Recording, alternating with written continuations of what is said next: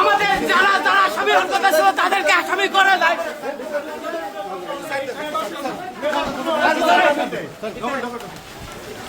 আমি সম্পূর্ণ নির্দোষ। আমি 3 জন আসামি পক্ষে মামলা ট্রায়াল কন্ডাক্ট করেছি শেষ পর্যন্ত।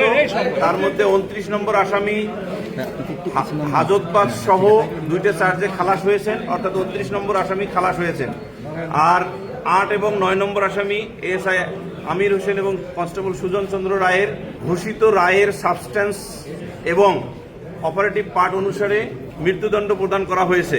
আমরা এই রায়ে প্রত্যাশার নিরিখে অবশ্যই সংক্ষুব্ধ এবং আমরা আইনে নির্ধারিত সময়ের মধ্যে আপিল করে মহামান্য আপিল বিভাগ হইতে আমরা প্রত্যাশা করছি খালাস পাইব।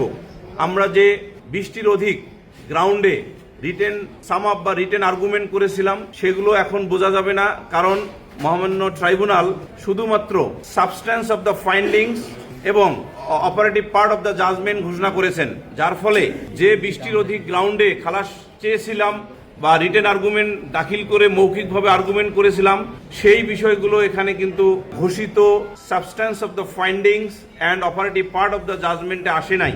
ফলে পরিপূর্ণ রায় বা পূর্ণাঙ্গ রায় পাওয়ার পর বিচার বিশ্লেষণ করে মহামান্য আপিল বিভাগে যথাসময়ে আপিল দায়ের করে আপিল শুনানি অন্তে আমরা বিশ্বাস করি ইনশাল্লাহ খালাস পাইব।